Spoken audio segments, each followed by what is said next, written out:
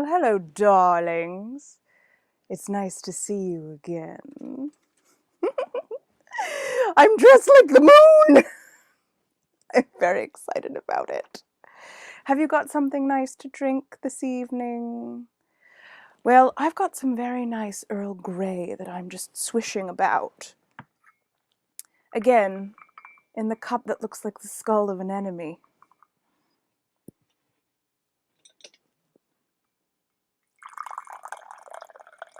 Just enjoy the ASMR. Excellent. Fun fact, if you put boiling water into a tea kettle made out of aluminum, you will burn your hand, as I just was reminded. Hello, darlings. It's time to get into bed together. I've got my Earl Grey with a little bit of fresh mint leaf in it. And I am extremely well-dressed this evening. Well-dressed and well-met. It's luscious, and I'll show you. I'll give you a bit of a spin before I crawl into bed. But this piece is a Muka-inspired gown by Diamond and Shadow, and it has pockets!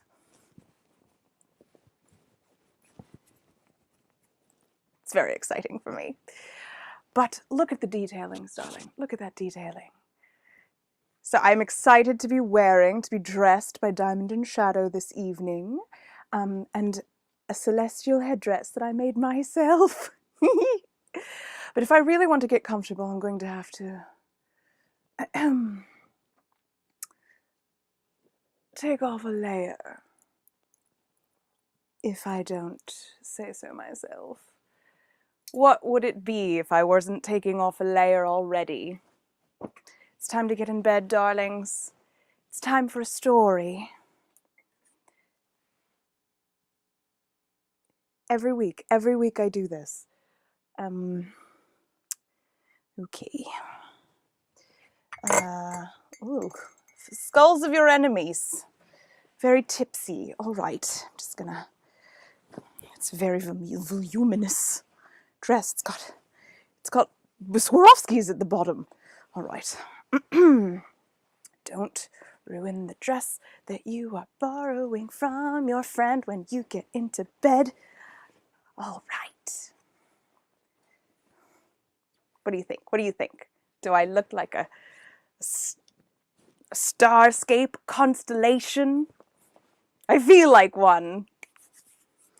And I can still reach my drink. Well, hello, darlings. I'm feeling a little lonely, as usual, so why don't you just get a little closer?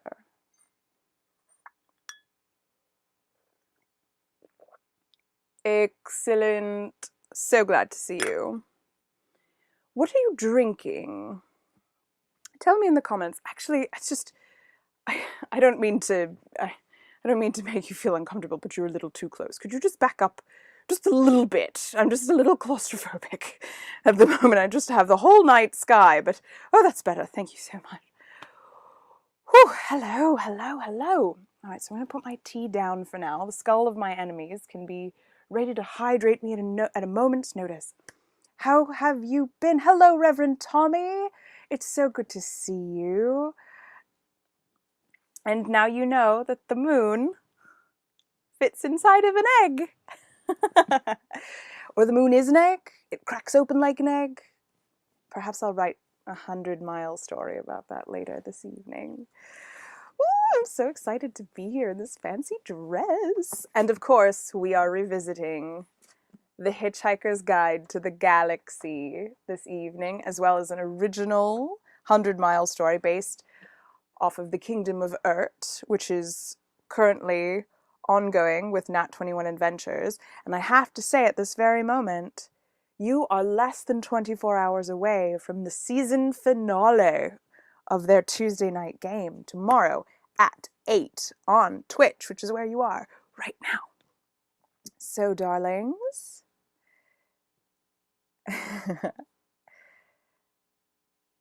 hello, Sally. Oh, goodness. What kind of a week have you been having? Please drop it in the comments. I love to hear from you. I have some exciting news other than the dress that I'm wearing by Diamond and Shadow Apparel. You can find them on Etsy. Um, I actually, last week I said, I have a mailbag. You can send me your science fiction. You can send me your loungewear. You can send me your lingerie, and I will wear it on the show. I will read it on the show. You can even send me your original slash fiction, if you're into that, and I will read it on the show. Maybe. It just depends on the terms and service of Twitch. But I love to read the stuff that's sent to me, and I often get books sent anonymously that people find in thrift stores or in little free libraries that kind of roam free range through the world these days, which is delicious to me. But I got something in the mail. I got a mailbag gift from Todd Gardner. He sent me Geek Love and Cavalier and Clay, along with, I've read neither of these books, and I know that they're not considered shit science fiction because one of them won the Pulitzer Prize. He sent me a bookmark. Ta-da! You can see it. And because it is a bookmark, it says, be it past, present, or future, it's good to know where you are. Ta-da! That was such a treat to find in the mail today. Thank you, Todd. All right. So, darlings, I have had a lovely and interesting week. And I joined the cast of characters for the Nat 21 adventure yesterday on the Sunday side quest, which was hella exciting to me. Not just because I got to stop being a talking head on the phone and actually start being a glamorous hobo in your vision, but also because I've actually never played D&D before. I know it's a bit of a shock, but I've never played D&D. When I was younger, all of my friends, mostly of them boys, were in love with Dungeons and Dragons and Magic the Gathering and Legend of the Five Rings. They loved it, and I had no space for it because it was full of rules. It was all rules all the time. It was dice and math and a lot of cranky old white men with beards, and I just couldn't do it. I wanted to kind of do whatever I wanted and build a narrative of my choosing and not be dictated to. And so in my day, I played a lot of Barbies. I played Barbies well into my teen years because for me and my best friends that were doing that, it was very intense. It was a very intense storyline. They lasted days. I would go over to their houses for like a week at a time and like in the summer, and we would just like set things up, like set whole situations up and set pieces, and it was so much more fun and interesting to me. And as I got older, I was much more interested in theater. And strangely enough, I thought that theater was where you could actually do more and be more of an agent for yourself as opposed to D&D. But theater had scripts, like set scripts, and D&D didn't. So I don't know what kind of mental gymnastics I was trying to do at the time. And I think I've grown out of it. And I think what really it is that I was always meant to be an immersive theatrical performer. And that is what I do best. I build a character and I build their circumstances and the world that they come from. And then I just go extremely prepared into a situation and I get to fully embody that. And that is the best. It is the best. It is so fulfilling. So when we're allowed to be together again, darlings, physically, not just in my metaphysical bed, let's do more of that. So that's the week I've had. And according to these comments, oh, thank you, Bill. Said I did a great job in the Sunday side quest. Oh, I'm just like your mother. I'm so sorry. I'm so, so sorry. Cranky old men with goatees. I'm here for it. I'm 100% here for it. All right, it's time. It's time for some reading of Douglas Adams. I'm going to hydrate quickly.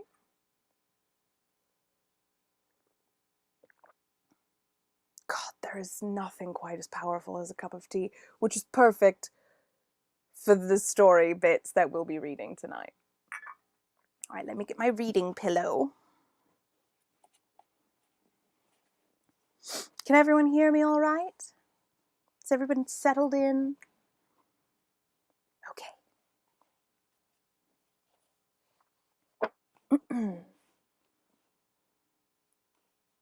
Chapter 6. We have met Zaphod Beeblebrox, the president of the galaxy. He has stolen the Heart of Gold ship.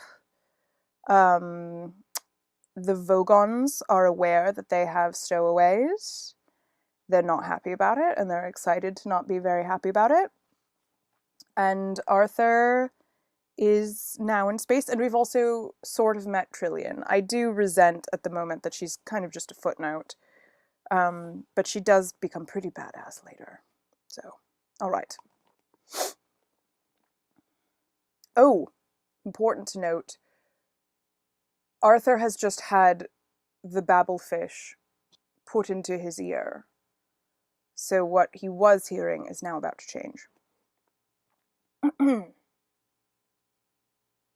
Howl, howl, gargle, howl, gargle, howl, howl, howl, gargle, howl, gargle, howl, howl, gargle, gargle, howl, gargle, gargle, gargle, gargle, slurp, should have a good time. Message repeats.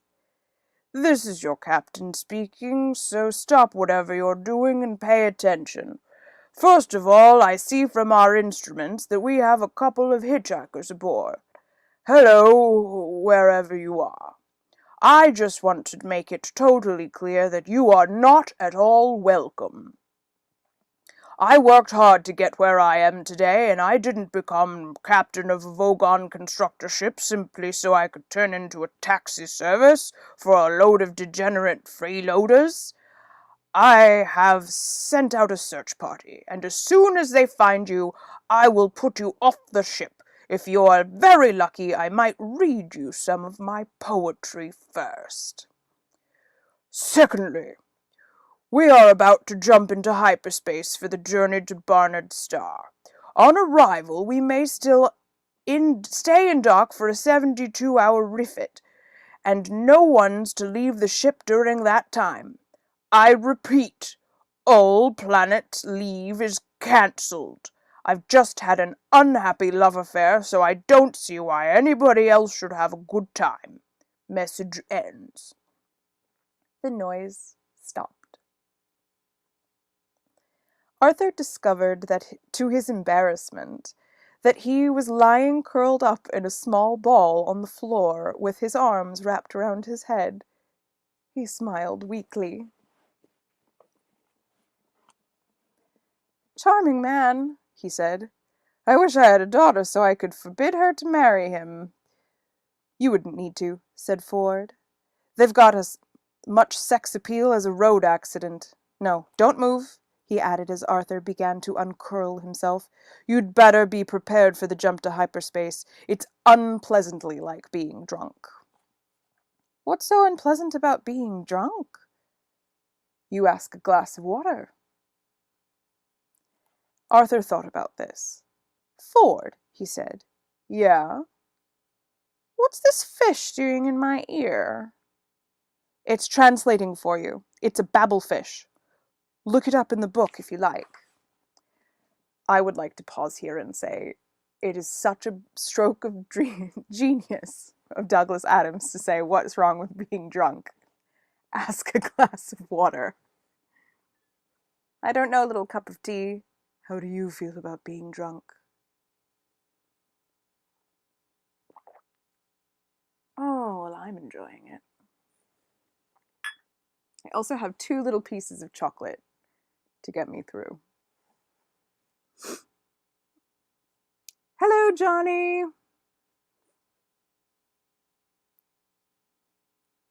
All right, everybody's caught up. He tossed over The Hitchhiker's Guide to the Galaxy and then curled himself up into a fetal ball to prepare himself for the jump. At that moment, the bottom fell out of Arthur's mind. His eyes turned inside out. His feet began to leak out of the top of his head. The room folded flat around him, spun around, shifted out of existence, and left him sliding into his own navel. They were passing through hyperspace. "The Babelfish," said the Hitchhiker's Guide to the Galaxy quietly, "is small, yellow, and leech-like, and probably the oddest thing in the universe. It feeds on brainwave energy received not from its own carrier, but from those around it. It absorbs all unconscious mental frequencies from this brainwave energy to nourish itself with. It then excretes into the mind of its carrier a telepathic matrix formed by combining the conscious thought frequencies with nerve signals picked up from the speech centers of the brain which has supplied them. The practical upshot of all this is that you stick a babelfish in your ear, you can instantly understand anything said to you in any form of language. The speech patterns you actually hear decode the brainwave matrix which has been fed into your mind by your babelfish. Now, it is such a bizarrely improbable coincidence that anything so mind-bogglingly useful could have evolved purely by chance that some thinkers have chosen to see it as a final and clinching proof of the non-existence of God. The argument goes something like this. "I refuse to prove that I exist," says God, "for proof denies faith, and without faith I am nothing." "But," says man, "the babelfish is a dead giveaway, isn't it? It could not have evolved by chance. It proves you exist, and therefore, by your own arguments, you don't. QED. "Oh dear," says God, "I hadn't thought of that," and promptly vanishes in a puff of logic. "Well, that was easy," says man, and for an encore goes on to prove that black is white, and gets himself killed on the next zebra crossing. Pesky silly monkeys. Most leading theologians claim that this argument is a load of dingo's kidneys, but that didn't stop Ulan Kolufid making a small fortune when he used it as the central theme of his best-selling book. Well, that about wraps it up for God. Meanwhile, the poor babelfish, by effectively removing all barriers to communication between different races and cultures, has caused more and bloodier wars than anything else in the history of creation. Arthur let out a low groan. He was horrified to discover that the kick through hyperspace hadn't killed him. He was now 6 light-years from the place that Earth would have been if it still existed. The Earth. Visions of it swam sickeningly through his nauseated mind. There was no way his imagination could feel the impact of the whole Earth having gone. It was too big. He prodded his feelings by thinking that his parents and his sister had gone. No reaction. He thought of all the people he had been close to. No reaction. Then he thought of a complete stranger he had been standing behind in the queue at the supermarket 2 days before and felt a sudden stab. The supermarket was gone. Everyone in it was gone. Nelson's column had gone. Nelson's column had gone, and there would be no outcry because there was no one left to make an outcry.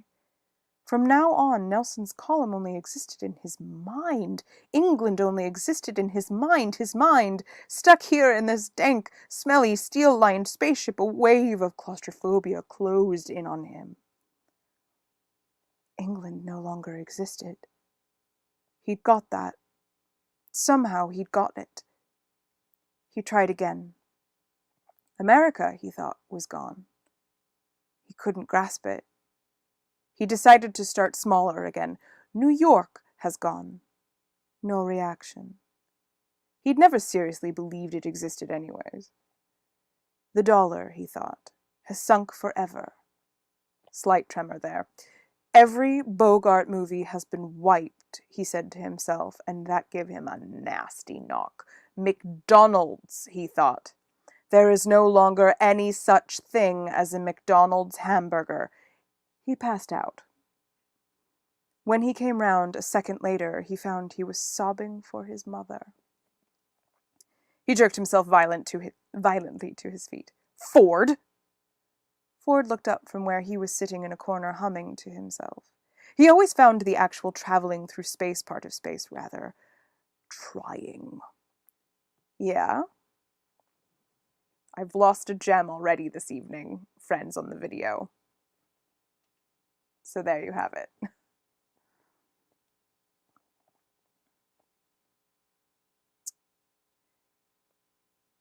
If you're a researcher on this book thing and you were on Earth, you must have been gathering material on it. Well, I was able to extend the original entry a bit, yes? Let me see what it says in this edition, then. I've got to see it. Yeah, okay. Passed it over. Arthur grabbed hold of it and tried to stop his hands shaking. He pressed the entry for the relevant page. The screen flashed and swirled and resolved into a page of print. Arthur stared at it. It doesn't have an entry, he burst out. Ford looked over his shoulder. Yes, it does, he said. Down there. See at the bottom of the screen, just above Eccentrica Galambits and the triple-breasted whore of Eroticon 6. Wow, I do not remember this book being like this as a child. Arthur followed Ford's finger and saw where it was pointing. For a moment, it still didn't register. Then his mind nearly blew up. Do we remember what it says, children of the internet? Drop it in the chats. What is Earth, according to the Hitchhiker's Guide to the Galaxy? Ooh, we're being rated. Well, that's exciting.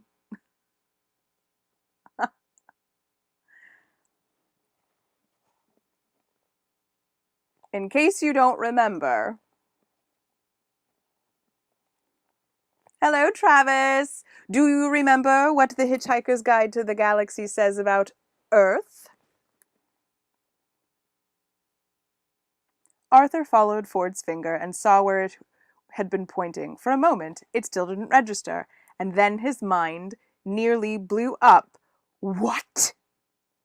Harmless? Is that all it's got to say? Harmless? One word? Ford shrugged. Well, there are 100 billion stars in the galaxy and only a limited amount of space in the book's microprocessors, he said, and no one knew much about Earth, of course. Well, for God's sake, I hope you managed to rectify that a bit.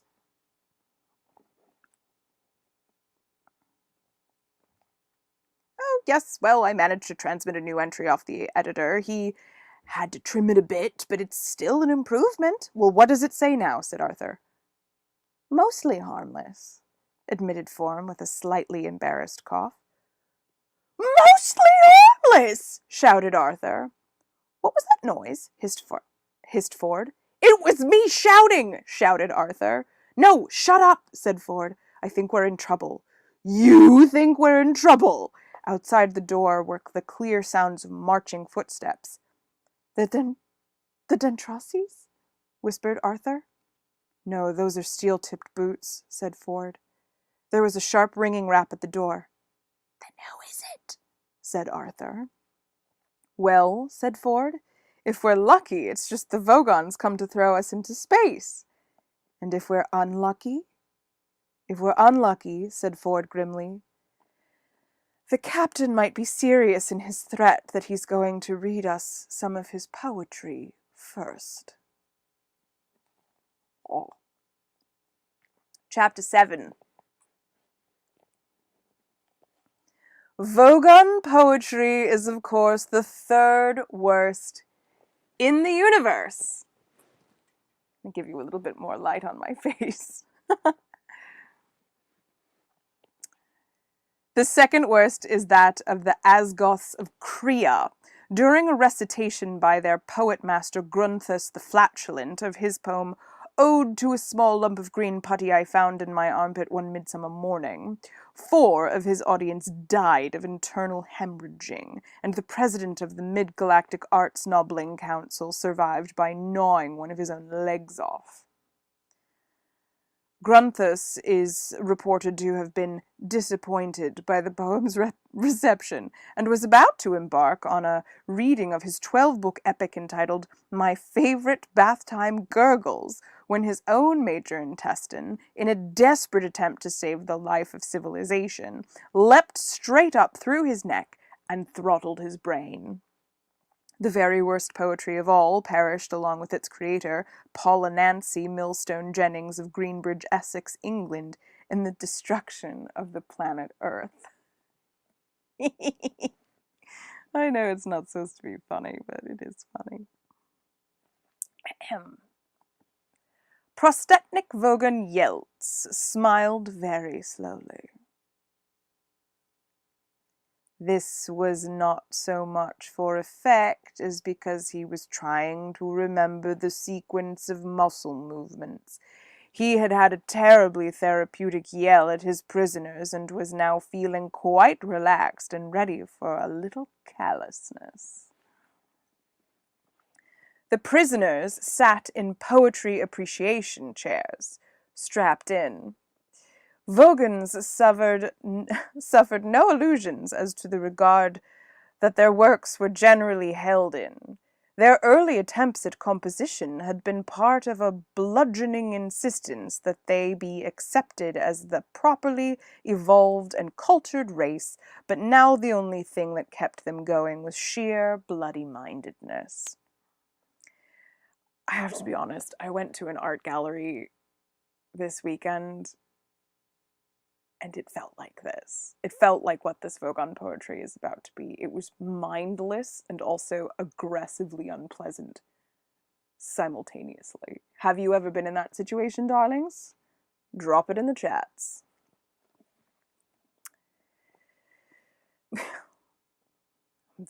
It's not mean, it's just true. Ahem. The sweat stood out cold on Ford Prefect's brow and slid round the electrodes strapped to his temples. These were attached to a battery of electronic equipment, imagery intensifiers, rhythmic modulators, alliterative residulators, and smile dumpers, all designed to heighten the experience of the poem and make sure that not a single nuance of the poet's thought was lost. Arthur Dent sat and quivered. He had no idea what he was in for, but he knew that he hadn't liked anything that had happened so far and didn't think things were likely to change. The Vogan began to read, a fetid little passage of his own devising. "Oh, Fredrold Grundlebuggy," he began. Spasms racked Ford's body, this one worse than even he'd been prepared for. "Thy micturations are to me as plurdled gabblebrochets on a lurged bee." Went Ford Prefect, wrenching his head back as lumps of pain thumped through it. He could dimly see beside him Arthur lolling and rolling in his seat, his teeth clenched. "Group, I implore thee," continued the merciless Vogan, "my faunting palindromes." His voice was rising to a terrible pitch of impassioned stridency. "And hooptuously draggle me with crinkly bindle wordles, or I will rend thee in the goblets with thy bergen conscience. See, fly dirt! Cried Ford Prefect, and threw one final spasm as the electronic enhancement of the last line caught him full blast across the temples. He went limp. Arthur lolled. "Now, earthlings," whirled the Vogan. He didn't know that Ford Prefect was in fact from a small planet somewhere in the vicinity of Betelgeuse, and wouldn't have cared if he had. I present you with a simple choice. Either die in the vacuum of space, or... He paused for melodramatic effect. Tell me how good you thought my poem was. He threw himself backward into a huge leathery bat-shaped seat and watched them. He did the smile again. Ford was rasping for breath. He rolled his dusty tongue around his parched mouth and moaned. Arthur said brightly, Actually, I quite liked it. Ford turned and gaped. Here was an approach that he had quite simply not occurred to him. The Vogan raised a surprised eyebrow that effectively obscured his nose and was therefore no bad thing. Oh, good, he whirred in considerable astonishment. Oh, yes, said Arthur. I thought that some of the metaphysical imagery was really, particularly effective. Ford continued to stare at him, slowly organizing his thoughts around this totally new concept. Were they really going to be able to bareface their way out of this? Yes, do continue. Oh, and interesting rhythmic devices too, continued Arthur, which seemed to counterpoint the he floundered. Ford leaped to his rescue, hazarding, counterpoint the surrealism of the underlying metaphor of the he floundered too, but Arthur was ready to begin again. Humanity of the, Vogonity, Ford hissed at him. Oh yes, Vogonity, sorry, of the poet's compassionate soul. Arthur felt he was on the home stretch now, which contrives through the medium of verse structured to sublimate, transcend that, and come to terms with the fundamental dichotomies of the other, and he was reaching a triumphant crescendo, and what is left with a profound and vivid insight into which suddenly gave out on him. Ford leapt in with a coup de grace into whatever it was the poem was about. Out of the corner of his mouth, Well done, Arthur. That was very good. The Vogon perused them. Both can be true. For a moment his embittered racial soul had been touched, but he thought, no, too little, too late. His voice took on the quality of a cat snagging brushed nylon. So what you're saying is that I write poetry because underneath my mean, callous, heartless exterior, I really just want to be loved? Is that right? Ford laughed a nervous laugh. Yes, he said. Don't we all, deep down, The Vogan stood up. No, well, you're completely wrong, he said. I just write poetry to throw my mean, callous, heartless exterior into sharp relief. I'm going to throw you off the ship anyway. Guard! Take the prisoners to number 3 airlock and throw them out. What? Shouted Ford. A huge young Vogan guard stepped forward and yanked them out of their straps with huge blubbery arms. You can't throw us into space, yelled Ford. We're trying to write a book. Resistance is useless, shouted the Vogon guard back to him. Shout out to the chats, who already knows that. It was the first phrase he'd learned when he joined the Vogon Guard Corps. The captain watched with detached amusement and then turned away. Arthur stared round him wildly. I don't want to die now, he yelled. I've still got a headache. I don't want to go to heaven with a headache. I'll be cross and wouldn't enjoy it at all. The guard grasped them both firmly around the neck, and bowing deferentially toward his captain's back, hoiked them both protesting out of the bridge.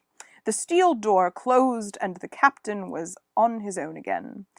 He hummed quietly and mused to himself, lightly fingering his notebook of verses. Counterpoint the surrealism of the underlying metaphor. He considered this for a moment and then closed the book with a grim smile. Death's too good for them.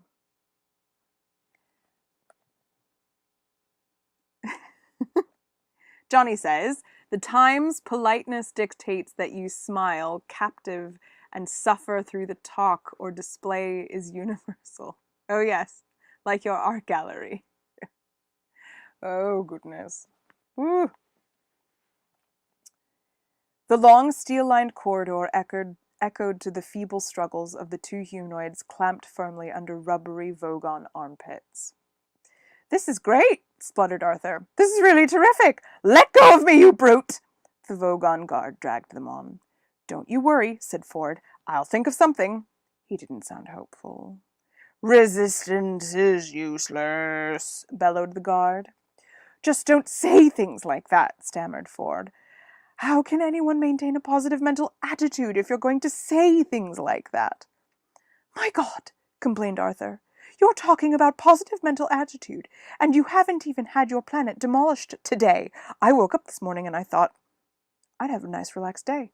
Do a bit of reading, brush the dog, and now just after 4 p.m, and I'm already being thrown out of the alien spaceship 6 light years from the smoking remains of Earth. He spluttered and gurgled as the Vogon tightened his grip. I need to pause here for a moment.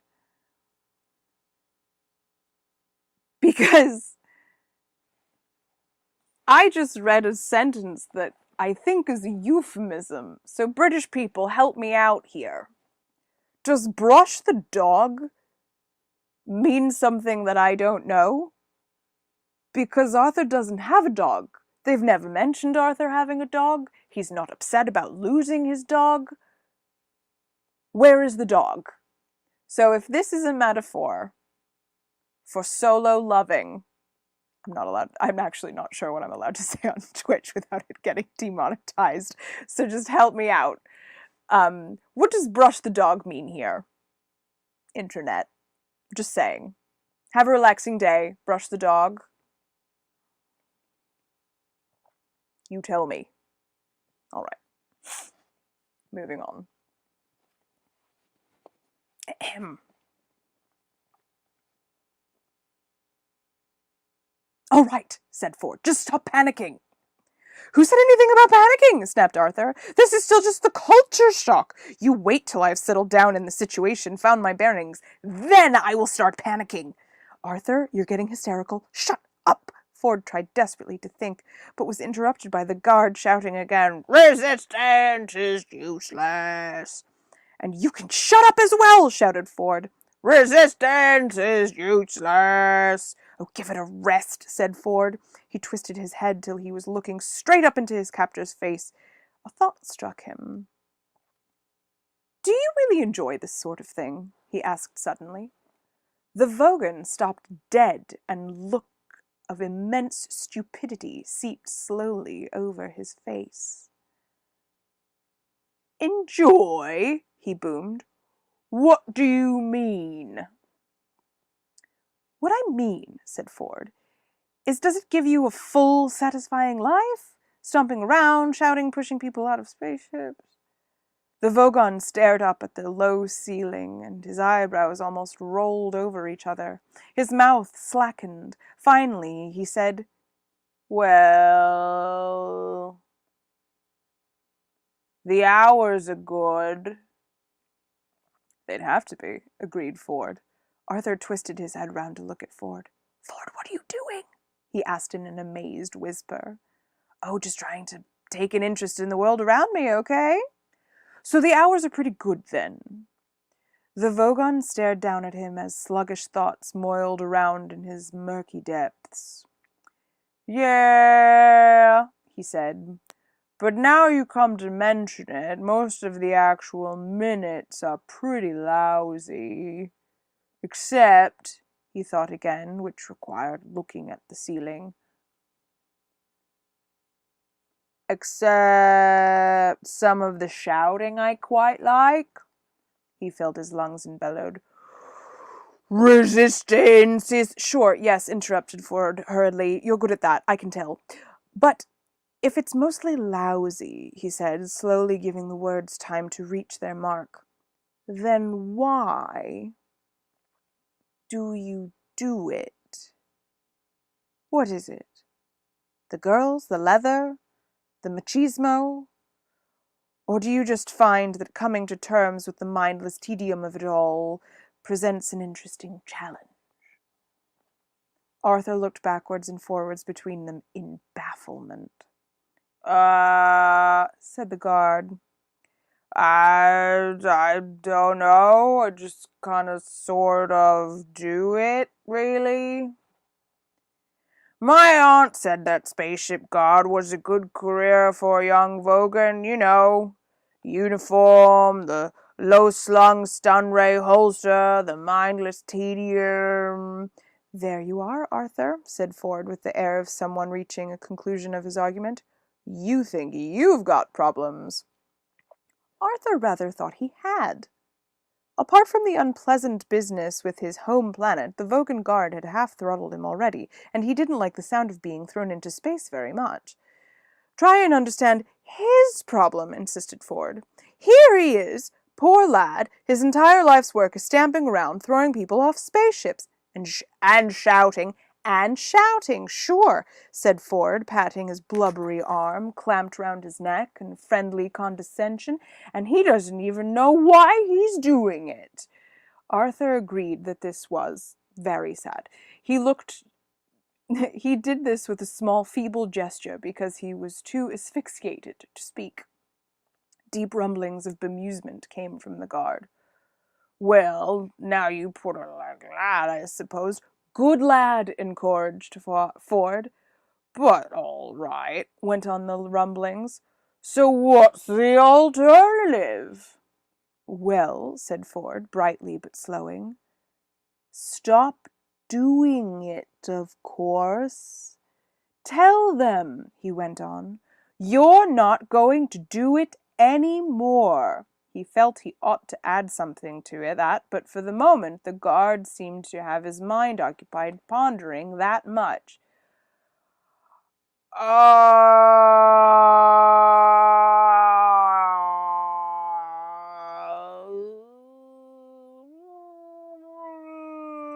That doesn't sound that great to me.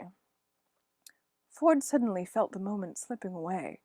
No, wait a minute, he said. That's just the start. You see, there's more to it than that. You see... But at that moment, the guard renewed his grip and continued his original purpose of lugging his prisoners to the airlock. He was obviously quite touched. No, I think if it's all the same to you, I'd better get you both shoved into this airlock and then go and get on with some other bits of shouting I've got to do. It wasn't at all the same to Ford Prefect. Come on now, but look, said Arthur without any clear inflection.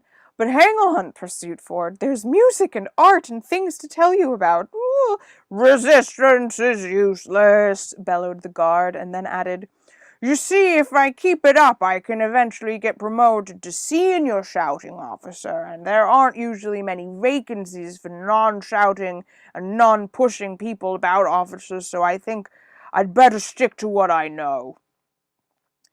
They had now reached the airlock. A large circular steel hatchway of massive strength and weight led into the inner skin of the craft. The guard operated a control, and the hatchway swung smoothly open. Thanks for taking an interest, said the Vogon guard. Bye now. He flung Ford and Arthur through the hatchway into the small chamber within. Arthur lay panting for breath. Ford scrambled round, flung his shoulder uselessly against the closing hatchway. But listen, he shouted to the guard. There's a whole world you don't even know anything about. Here, how about this? He desperately grabbed for the only bit of culture he knew offhand. He hummed the first bar of Beethoven's Fifth. Da-da-da-da. Doesn't that stir something in you? No, said the guard. Not really, but I'll mention it to my aunt. If he said anything further about that, it was lost. The hatchway sealed itself tight, and all sound was lost except the faint distant hum of the ship's engines. They were in a brightly polished cylindrical chamber about 6 feet in diameter and 10 feet long. Ford looked around, panting. Potentially bright lad, I thought, he said, and slumped against the curved wall. Arthur was still lying in the curve of the floor where he had fallen. He didn't look up. He just lay panting. We're trapped now, aren't we? Yes, said Ford. We're trapped. Well, didn't you think of anything? I thought you said you were going to think of something. Perhaps you thought of something and I didn't notice. Oh, yes, I thought of something, panted Ford. Arthur looked up expectantly. But unfortunately, it rather involved being on the other side of the airtight hatchway. He kicked the hatch that they'd just been thrown through. But it was a good idea, wasn't it? Oh, yes. Very neat. What was it? Well, I hadn't worked out all the details. Not much point now, is there? So what happens next? Said Arthur. Oh, well, the hatchway in front of us will open automatically in a few moments, and we'll shoot out into the deep space, I expect, and asphyxiate. If you can take a lungful of air with you, you can last up to 30 seconds, of course, said Ford. He struck his hands behind his back, raised his eyebrows, and started to hum an old Betelgeusean battle hymn. To Arthur's eyes, he suddenly looked very alien. So this is it, said Arthur. We're going to die. Yes, said Ford. Except, no, wait a minute! He suddenly lunged across the chamber at something behind Arthur's line of vision. What's the switch? He cried. What? Where? Cried Arthur. No, I'm only fooling. We are going to die after all. He slumped against the wall again and carried on the tune where he'd left off. You know, said Arthur, it's at times like this, when I'm trapped in a Vogon airlock with a man from Betelgeuse and about to die of asphyxia in deep space, that I really wish I'd listened to what my mother told me when I was young. Why? What did she tell you? I don't know. I didn't listen. Oh, Ford carried on humming. This is terrific, Arthur thought to himself. Nelson's column is gone, McDonald's is gone. All that's left is me and the words mostly harmless. Any second now, all that will be left is mostly harmless. And yesterday the planet seemed to be going so well. A motor word. A slight hiss built into deafening roar of rushing air as the outer hatchway opened into an empty blackness studded with tiny, impossibly bright points of light. Arthur and Ford popped out into space like corks from a toy gun. There's one more chapter for this evening. We're not going to leave it on such a sad note. Upsetting. Tense note. This is a reminder to hydrate, have a bit of chocolate, continue to enjoy The Hitchhiker's Guide to the Galaxy by Douglas Adams. I am your bedtime tale teller, Carmel, your GlamourHobo. This is an excellent time to remind you, if you're nourishing the surface, tip your reader. Or, better yet, if you want to climb into bed with me all the time, you can become a supporting patron on my Patreon. You get early access to things like my podcast, behind-the-scenes photos, blogs, vlogs, and once a month, we do a midnight tea room, which is kind of like the restaurant at the end of the universe. It's a thing that exists in the nothingness where we can get together and have a chat. Just me and you, darlings. All right, last chapter before we go. It's quite a short one. Just one page. And it fits because I'm wearing a space dress by Diamond and Shadow. It twinkles. It has stars on it, and I've got stars on my head. The Hitchhiker's Guide to the Galaxy is a wholly remarkable book. It has been compiled and recompiled many times over the years and under many different editorships. It contains contributions from countless numbers of travelers and researchers. The introduction begins like this. Space, it says, is big, really big. You just won't believe how vastly, hugely, mind-bogglingly big it is. I mean, you may think it's a long way down the road to the chemist, but that's just peanuts to space. Listen, and so on. After a while, the style settles down a bit and it begins to tell you things you really need to know, like the fact that the fabulously beautiful planet Bethleslamen is now so worried about the cumulative erosion by 10 billion visiting tourists a year that any net imbalance between the amount you eat and the amount you excrete while on the planet is surgically removed from your body weight when you leave.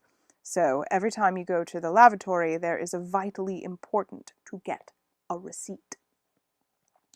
To be fair, though, when confronted by the sheer enormity of the distances between the stars, better minds than the one responsible for the guide's introduction have faltered. Some invite you to consider for a moment a peanut in reading and a small walnut in Johannesburg and other such dizzying concepts. The simple truth is that interstellar distances will not fit into the human imagination. Even light, which travels so fast that it takes most races thousands of years to realize that it travels at all, takes time to journey between the stars. It takes 8 minutes to journey from the star Sol to the place where Earth used to be, and 4 years more to arrive at Sol's nearest stellar neighbor, Alpha Proxima. For light to reach the other side of the galaxy, for it to reach Damagran, for instance, takes rather longer. 500,000 years. The record for hitchhiking this distance is just under 5 years, but you don't get to see that much along the way. The Hitchhiker's Guide to the Galaxy says that if you hold a lungful of air, you can survive in the total vacuum of space for about 30 seconds. However, it does go on to say that what with space being the mind-bogglingly size it is, the chances of getting picked up by another ship within those 30 seconds are 2 to the power of 276,709 to 1 against. By a totally staggering coincidence, that is also the telephone number of an Islington flat where Arthur once went to a very good party and met a very nice girl whom he totally failed to get off with, and she went off with a gatecrasher. Though the planet Earth, the Islington flat, and the telephone have all now been demolished, it is comforting to reflect that they are all, in some small way, commemorated by the fact that 29 seconds later, Ford and Arthur were rescued. And spoiler alert, by that girl from that party.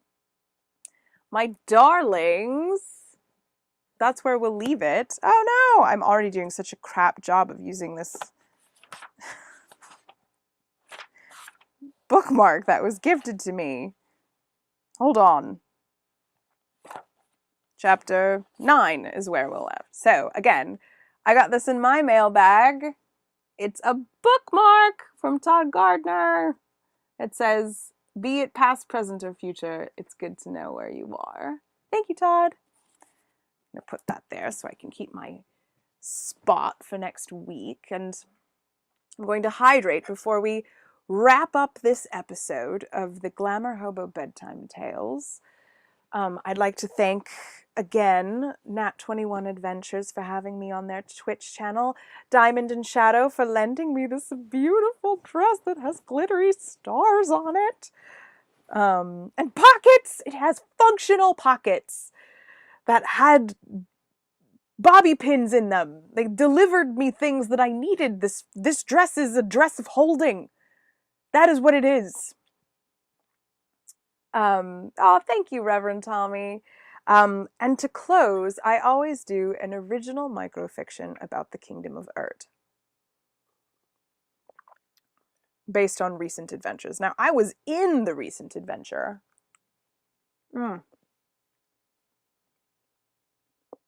Sensitive teeth, really strong chocolate.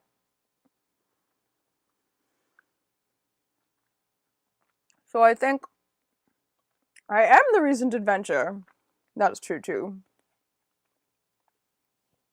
It has to be something about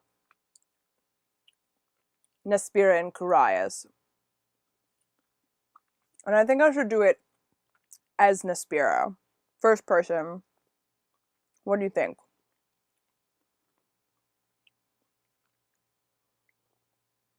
And it was such a treat to play against Shakespeare. We've only met 2.5 times on the internet.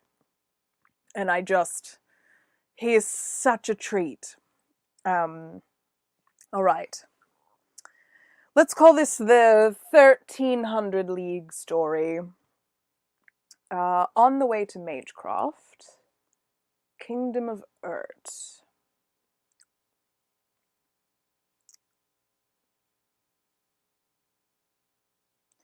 Nespira Falk was used to being underestimated. She was used to being seen as a gold digger, a bimbo. She was used to having people be charmed by her in their presence, relaxed by her demeanor, and the fact that she was fabulously wealthy and seemingly not very smart meant that all sorts of creatures of all sorts of varieties thought that she was harmless. What they didn't know is that she was there for their stories. She was there for their secrets. And all that dancing on the piano and getting drunk and drinking people under the table, whatever table that might be, and all of that posturing was in service of the intricate web and spy network that she maintained. Nespira knew that there were 2 different kinds of currency in this world and all of the others, and one was gold, material, earthly, and the other was secrets. It was air, it was emotions, it was shame, it was hope. And that is what she dealt in, what she banked. She was very good at what she did, and she was very good at teaching her daughters to do the same. If only her younger one would get wise and get with the program and not stop. Keep running around with these adventurer types, trying to work with material goods as if that matters, as if those things last. They don't. She said, darling, they don't last. Learn from your mummy and cash your daddy's checks. True power is found in the mind. True power is having power over other minds. And darling, could you refill my drink? That is this week's microfiction about Nespira Falk, the tiefling bard who plays Hypatia's mother. Fun story, fun fact, when they were building Hypatia's character, me, Carmel, actually named that character Hypatia. She's a famous she was an actual woman, famous Greek mathematician and astronomer.